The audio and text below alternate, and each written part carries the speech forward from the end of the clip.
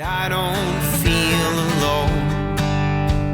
We just settled in and it already feels like home. You're listening to the Feels Like Home podcast with Mike Throne and Marty Ford. Powered by Horizon. This is big. This is gig. Welcome back, Feels Like Home listeners. This is a very special episode for me and for my family.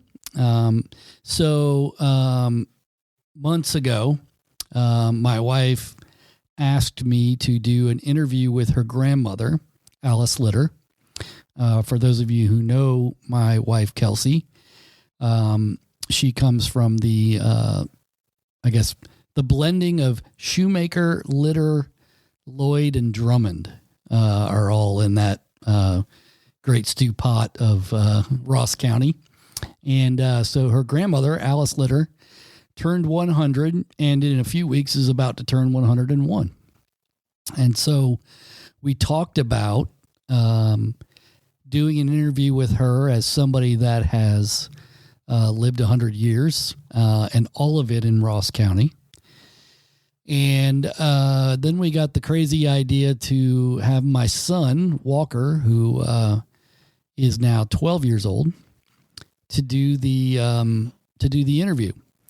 And so I'm there, and Marty was there, obviously, because we couldn't have done this without him. But this is the interview with Alice Litter, who lives in Bourneville. She's about to be 101 and is probably the most active one. Centenarian, I think is the way you pronounce it, that I know. And so I hope you enjoy it. It's full of some interesting things and lots of great little stories. And of course, we yielded the interview spot to Walker Throne. So maybe you can let us know if you think Walker's got a future in podcasting or not. So with all that said, here is Alice Litter from the Litter family. All right, welcome. Today we have a special guest, me. Who's me? You have to say your name. My name is Walker Throne. I'm Mike's son. My last name. Yeah. And we have another special guest, Grammy Litter. Tell us your name, your age, and your birthday. My name is Alice Louise Shoemaker Litter. I was born January the 17th, 1922. How old are you? I'm 100. 100 plus. Almost 101, right? Almost 101. Okay.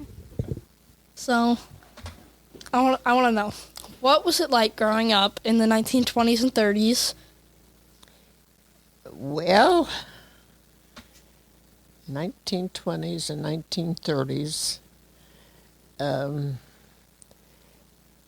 It was during the Depression time in the county or in everywhere. We didn't have much, but we had a real loving home. I never went hungry. I didn't have a whole lot of sweet stuff to eat, but we always had plenty of, mostly beans. We had beans for dinner and cornbread, and looking back on it now, it was a good time.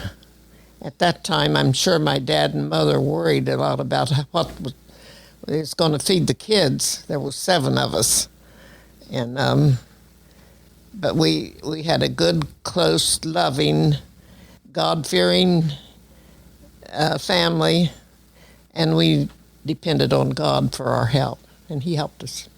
We got through it. Where did you fall in those 7 kids? Let's see, when was I? Number 5. Number 5. Deck, All right. Merle, Deck, Leroy, Ruth. I was 5. 5. So the 5th of 7. Huh? The 5th of 7. Yeah, right. Wow. What did a typical day look like? Well, we all had our jobs to do, and we knew we had to do them before we could do anything else. And we didn't have a great big yard, but our yard was a neighborhood playground. And when we got our chores done, we could play out in the yard. And we were the only people in Bourneville that had sidewalks, because my dad was a carpenter and he did that kind of work. And he had sidewalks, so we had a hopscotch on our yard, or on our walk out in front. And we could go as far as that, and that's as far as we went. The yard or the hopscotch on the front walk. What did you enjoy when you were growing up? I just enjoyed life. We didn't have very much. What I think I can remember mostly that I really enjoyed was in the summertime. My dad would take us to Paint Creek to swim. And oh boy, I learned to swim in Paint Creek with my dad. He was my teacher. And there was no anything to help you swim back then. Did they have real good life vests, or were there just... Oh no. You didn't have anything like that then. So they just kind of just pushed you in, you had to learn? Yeah. So you mentioned chores earlier. What kind of chores did you do? Well, we had to help do everything, and each one of us had days that we did our chores. We ironed, we washed dishes, we kept the house clean, and the yard cleaned, and I was lucky because I like to work outside, and I had a couple sisters loved to cook, and I despised cooking. I'd rather do anything than cook a meal, so I could get out of my chores a lot by trading chores off. But then now you're out here cooking 4 pies every morning. Right. Yeah. And then you didn't have electricity back then. Oh, no, I can remember when we got electric. Oh, gosh, that was a thrill. We had one light bulb that hung out of the ceiling. And my youngest brother, Ralph, he was the baby, and I expect he was probably 7 years old at the time. And I can remember my oldest brother, Merle, lifted him up, and he got to turn the light on for the first time. Oh, that was a thrill. You probably thought you were seeing magic come out of the... It was something. Yeah. What was it like during times of war or times of the Great Depression? Well, for us, it was just a normal day. We just took it as it come and depended on God for our help, and He helped us. My dad was a very staunch Christian that didn't seem to worry about anything. He knew that God was going to take care of us and just turned us over. Yeah. I assume that you grew up going to church, right? Oh, yes. Yeah. So My grandpa was a preacher. Okay. So where did you go to church then? Well, we lived beside the Methodist, right beside the Methodist church. And I was really raised up in the Methodist church. But then when I was junior in high school, we built our little church up on Twin Road, and it's a Christian Union church. Mm-hmm.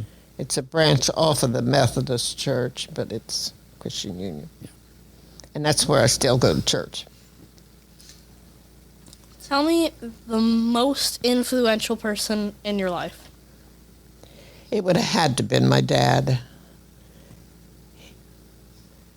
He was a good Christian man, and he lived it and he professed it, and everybody knew that they could depend on my dad. Yeah, that's real special. How did you meet your husband?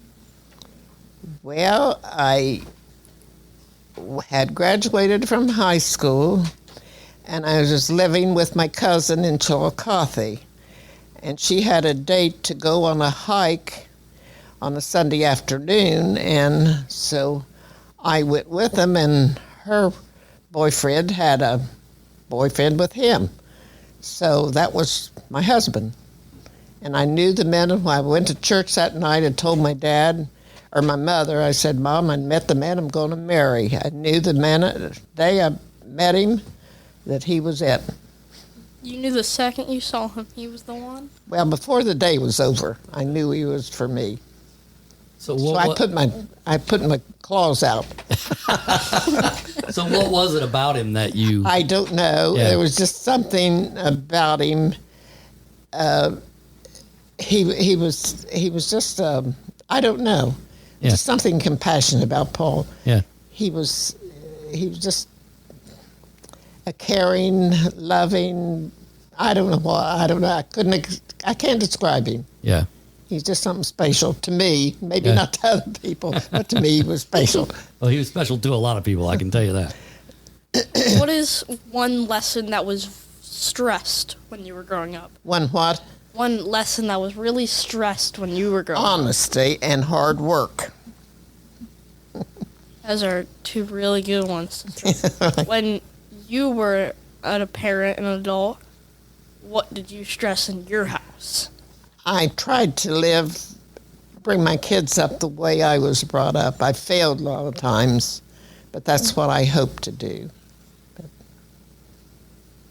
And We're living in a different age now. yeah, well, we were talking about that as well. Like even what we're doing here right now, this used to be reel-to-reel tapes and things like that. Now we do everything with computers. Yeah, right.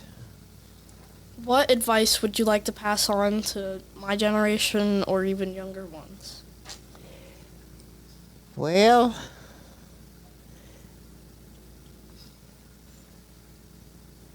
first thing is to put your trust in the Lord and let Him lead. And sometimes He'll guide you and you wonder, why am I supposed to do this or why am I supposed to do that?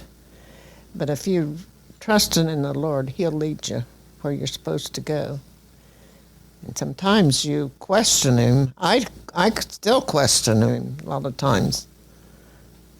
But I've learned a lot of times that He knows what's best for us all. How would you like to be remembered someday? I'd like for you to remember me like a grandma that loved you. Nothing like love for little boys or girls, either one. Do you have a favorite quote or saying? Just trust in the Lord with all your heart. So you were born and raised in Chillicothe, Ross County. Up in Ross County in Bourneville. You've lived here your entire adult life. You've raised children and you've become a grandparent here. What is it that you love about our city, our county? Well, I wouldn't want to be anywhere else, so I guess I just love it all. This is the only home I've ever known. It's the only home I've ever had a desire to be. Do you feel like you've ever done anything in your life that you really wanted to do but didn't get the chance to? Have I ever wanted to do anything that I never got a chance to do? Not really. Do you have any regrets? No regrets. I have no regrets. I've lived the best. I've made a lot of mistakes over my life, lots of them. That if I could go back and redo them, I'd do different. But that's life. You just have to take life as it comes. Are there is there advice that you would have for people when they make mistakes, how they should pick up and move on? Just admit your mistakes if you make them, and go on Yeah. and live them. What do you think are your best talents or abilities? What do you think that you possess that people will remember long after you're gone? I think I've been a good mother. and a good wife and a good mother, good grandma. And I have no desires. If I had my life to live over, I don't think I'd change it any. Yeah. You're certainly the best pie maker I've ever seen. I can still make pies too. You sure can. You can still mow the grass too. Yeah, I can still mow grass. That's the one thing that I always. I'd love to do it. I always like to work in my garden. I always had a big garden, and I love to work in the garden and the yard. Yeah, you mentioned because you like being outdoors, right? Yeah, right. Yeah, right. Well, that's kind of interesting. And I was always fortunate. My other two sisters, neither one of them. Now, one sister liked to cook, and one of them liked to sew. And those are two things I hated. And above everything was cooking and sewing. So I could trade my chores off with them. I'd do their chores, so they'd do my cooking and sewing for me. Yeah. So I could do the outdoor chores. And here you are knitting stuff every day and cooking on pies and living life to the fullest. Why don't you talk a little bit about your siblings? Because you mentioned that you're one of 7. Mm-hmm. So who was the oldest in that? Merle was the oldest, and he was He was the lieutenant governor, right? lieutenant governor Yeah. of Ohio. Deck, or Hester was his name. He was a preacher, and he died quite young. And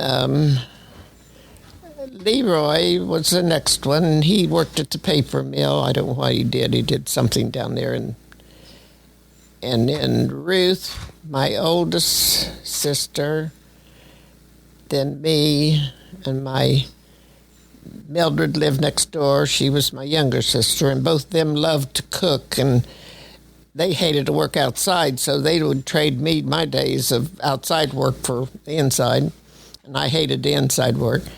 And then Ralph was my youngest brother, and he worked at the paper mill. Yeah. And then how many kids did you and Paul have?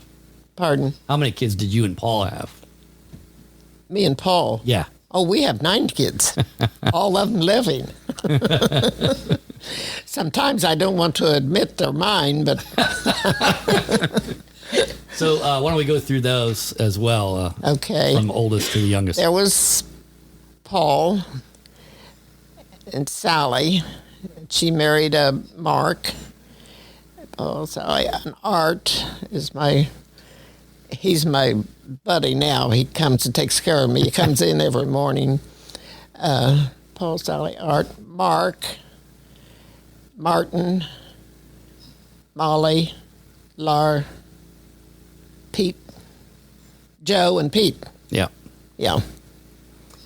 And do you think having a big family growing up made you want to have kids and have a big family as well?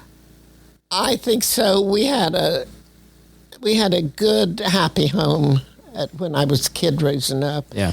And I always said I was going to have 8 kids in a Cadillac. So we had Peter, we call our Cadillac. I never got my Cadillac. I don't have a Cadillac But I said yet. that from the time I was real little. That was my aim in life, was to have 8 kids in a Cadillac. Yeah. So when you were growing up with your siblings, was there, like Walker and his sisters, they're at each other every once in a while, but they love each other. Did you have that kind of relationship? Oh, with you always have that as a family. We never had any spats or fights or nothing like that, Yeah. but we'd get mad at each other and Yeah. spat around a little bit. Yeah. Do you remember any real vivid memories of maybe like holidays or things like that? I can remember on Memorial Day, we always got a new dress, and it was a little organdy dress. This one in particular. What always makes it and why we did it, I don't know. We lived beside the Methodist Church in Bourneville, and that's where we went to church. And the church would have a service, and they'd hand out a flower. And after the service was over, we would walk to the cemetery, and when we went past the bridge before you get to the cemetery, we would throw this flower over into the. And I've often wondered different times why we did that. Yeah. But I remember that because Mom made all three of us girls some little white organdy dresses one year, and she had flowers embroidered around the bottom of the skirt of our dress. She made it especially for this service at the. Yeah. So it was kind of neat. We'd go down to the cemetery to where the mound is, and then they'd have a big service there for the veterans. So now I have to ask before we're done today. Who's your favorite grandchild? Well, right now you are. Now, if somebody else comes in here, it might be them. Remember, we're recording this, so. Whoever comes is my favorite. I've got a couple little ones that would they be my great Yeah. coming in now, and boy, they're something else. They're rambunctious, aren't they? Huh? Pretty rambunctious, right? Oh, these two up on the hill, I like to see them come. They're fun. Yeah. Yeah. You good? Yeah. Oh, Well, thanks. We won't keep you too much, but thank you very much. This was a great conversation. Well, I enjoyed talking to you anyhow. Of course. You have to come out again. I will. Okay. You can come out and do work. I will. I think Aunt Laura's got work for you to do. What did she tell me she was going to have you guys do? I forget, but she'll work you. Yep. I did elephant ears a couple weeks ago. Or I did some of them here, at least. Oh, you know what I didn't ask about? Litter Family Christmas. That. I mean, that's a tradition. I mean, everybody I don't comes know here. when that got started. I know when Paul built the room back there, our house got too small for the family. Yeah. So he built that big room. Now we're all too big for that big room. So I guess we're going to have our next one up at the activity center. Oh, yeah, right. Yeah. Uh-huh. Yep. So, Yeah, we did. Yeah, and that's the only church that you've gone to for. when Probably we built 80 our plus years. church in 39, I think it's when our church was built. That's the only place I've ever gone. Yeah, that's amazing. And they've But- added on to it a little bit, but at the same time, Oh, yeah. it's- We've added on the first church, it was 83 years? Oh, I don't know.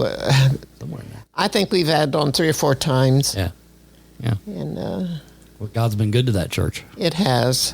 And they've done a lot for the community and Yeah. for people around. Yeah, So it's a people's church. yeah.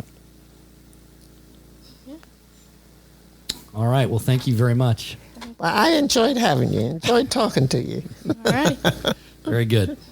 Well, I might see you next week. Okay. We will see you.